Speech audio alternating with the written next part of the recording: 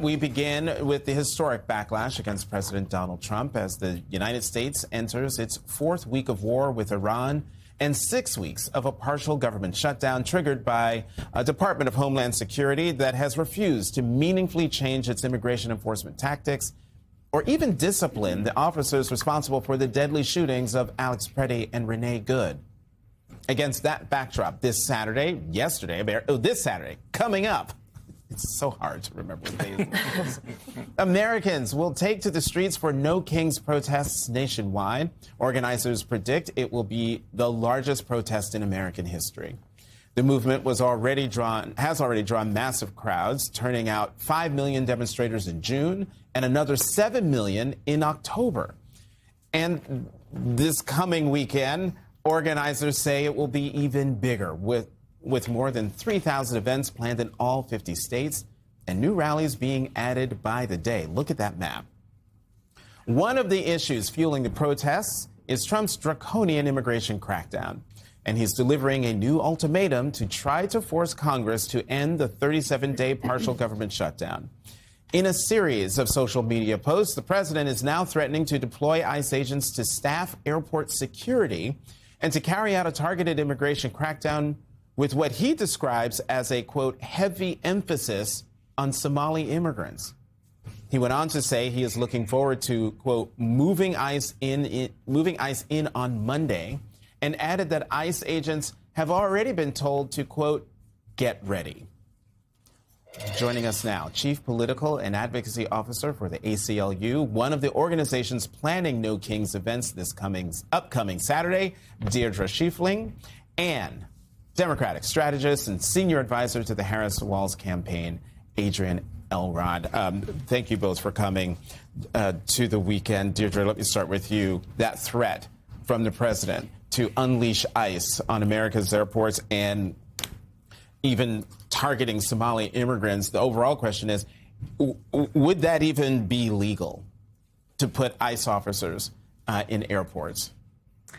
I mean, legal or not, it's an outrageous abuse of power and really goes to the heart of why we're seeing so much enthusiasm for the No Kings protests coming up on Saturday. This president has continually overreached, abused his power, tried to intimidate American citizens from using their right to protest, right to speech, and really used ICE as his own personal enforcement force. Which is unconstitutional, which is in many cases illegal. And so we're really seeing that kind of backlash to this overreach across the country. But legally, his zeroing out of a community, right? It feels like that makes it right for people like you in your organization, if he does go through with this, and if Somali Americans get tackled by some ICE agent or something happens, that it makes that right for legal action taken against this administration. Yeah. I mean, racial profiling, the kind of racial profiling that we've seen of what he's talking about. Yes, of immigrant communities across the country is wrong. In many cases is illegal. But, this administration has not let that stop them from terrorizing communities, from separating families, and from murdering protesters in the streets. And so that's the kind of behavior that's really fueling the mass protests that we're seeing this coming weekend of No Kings. That's one of the most powerful ways that we can push back against this administration. Yes, it's absolutely important to hold them accountable to the law, but it's also important to demonstrate that the public is not with this. The public does not support it. And the public will stand up and demand an end to this kind of terrorizing. I, for one, just want to know how these ICE agents are going to determine who's Somali and who's not. Speaking of lack of support, we should probably run through some of these polls that I think have been a little overlooked in the throes of 3 weeks of war. But there are a majority of Republicans now that have a negative view on the state of the economy. 52%, according to an Economist YouGov poll. There is now a majority of Democrats and independents who do not approve of Trump's immigration policies. But then the one thing that is still a little bit of a confusing outlier here is Republican support for the war. This is according to the same Economist YouGov poll, that 73% of Republicans, Adrienne, support this war. 23% of independents, 5% of Democrats, although those numbers are slightly more predictable. Yeah. In your experience of, I mean, you were not really in this industry during the Iraq War, so, and you haven't had to oversee or work with an administration that was dealing with the collapse of public support amid a war. But when do you think that this White House is, that these Republican voters, these Trump supporters, what would be the red line for them, do you think, in terms of public approval to finally turn the tide here on support for the war? Well, a couple of things. I think, number one, the YouGov poll does reflect some of the, I think there was an NBC News poll that came out about a week ago that also sort of showed that a large number of Republicans and independents and obviously Democrats think that Trump is doing a horrible job on immigration. They think he's doing a horrible job on the economy. He was largely elected in 2024 because prices were too high. He was not elected because people wanted to go to war with Iran. So let's make that clear. But the one thing that I do think is fascinating, and it's the one thing that Democrats and people who are on the Democrats who are on the ballot in 2026 need to keep in mind, which is Trump's MAGA base is staying with him at this moment when it comes to the war. I don't exactly know why. He has a very unusual lock on his base that pretty much nobody else in the MAGA wing of the party or even the Republican Party has with the MAGA base. So, is there any way that Democrats can be messaging to those people in a better way, or is it impossible to get through just because of structural issues? Look, I think. I mean, if they're MAGA, I don't think they're. I don't know that it's going to be on the war, but I think you also have to tie the war to affordability. And obviously, we're seeing gas prices. That's what I'm $4 wondering. or $5. That could even soar even more over the next few months. But at the end of the day, elections are largely won and lost on the economy.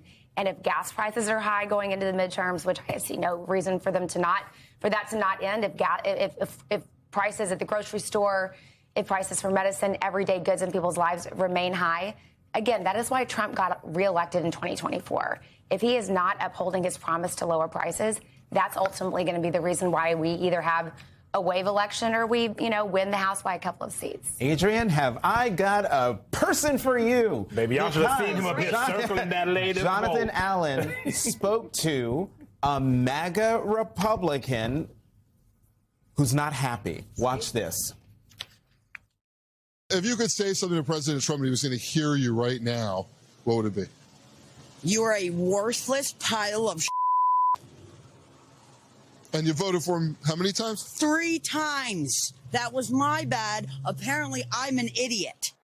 Now, Adrienne, that's why I was playing like, oh my God, because so maybe she's reachable, but do you think that woman is a harbinger of what's to come in November? And is it possible, despite my deep skepticism, that Democrats could get folks like her to vote for them as opposed to staying home?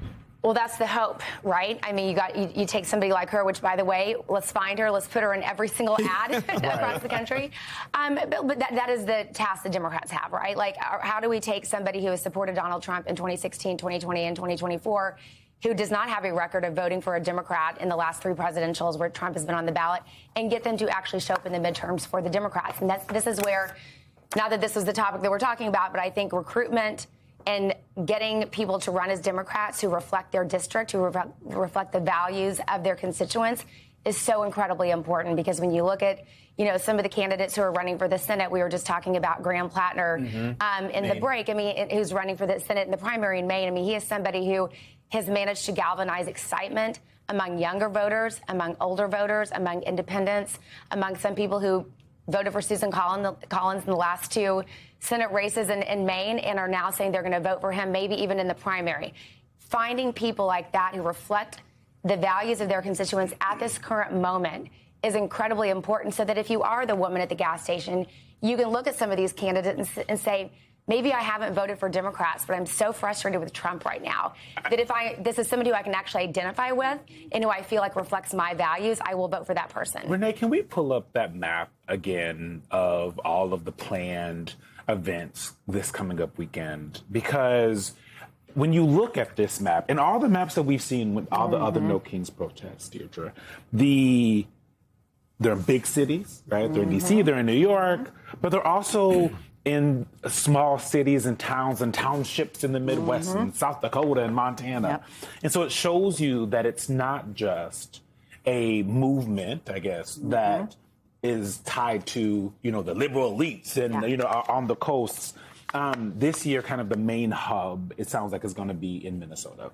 That's right. Minnesota has been both the target and also a center of this kind of new wave of resistance. And I say that not in the internet way, but like an actual resistance to this administration. Yes. When you look at that map, when you think about Minnesota being the center point here, how are you, as the folks building all of this? You only have a week to go, so you have a lot of work to do this week. But as you're building that, how are you thinking about the programming, what the messaging is to the American people, how you speak to, this woman who, voted for Trump 3 times? Yeah. Well, welcome in is what I would say to that woman. And, going to a No Kings protest is one of the most patriotic things that you can do. It is a defense of America, a defense of the idea of our American democracy. And lots of people are attending these protests for many, many reasons. Everything from horror at what is happening in their communities with ICE, outrage about this unconstitutional, unauthorized war with Iran, or concern about what the Trump administration is doing to try to undermine the midterm elections in advance. So all of those are reasons that we've heard. And in fact, I spoke to a mom just yesterday in my own neighborhood, a mom of young kids who had never gone to a No Kings protest and was planning to go on this coming Saturday. And her reason was she just can't sleep at night. She's so worried about the kind of country that we are heading towards. And she wanted to make sure that her children knew that she did everything that she possibly could. So all kinds of people are protesting. You can see that beautiful map.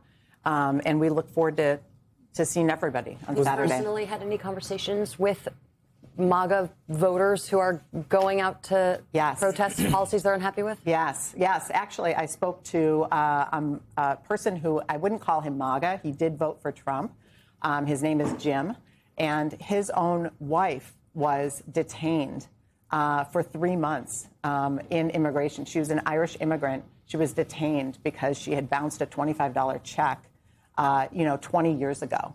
And she was in detention for 3 months. So he had a whole awakening around that circumstance and is now leading the charge to reel in ICE and to push back against this administration. So that's just one example of somebody I spoke to last week. Agent Elrod, Deirdre Schieffeling, thank you both for coming on. You're going to have a very busy week, so good luck to you. Thank you so much.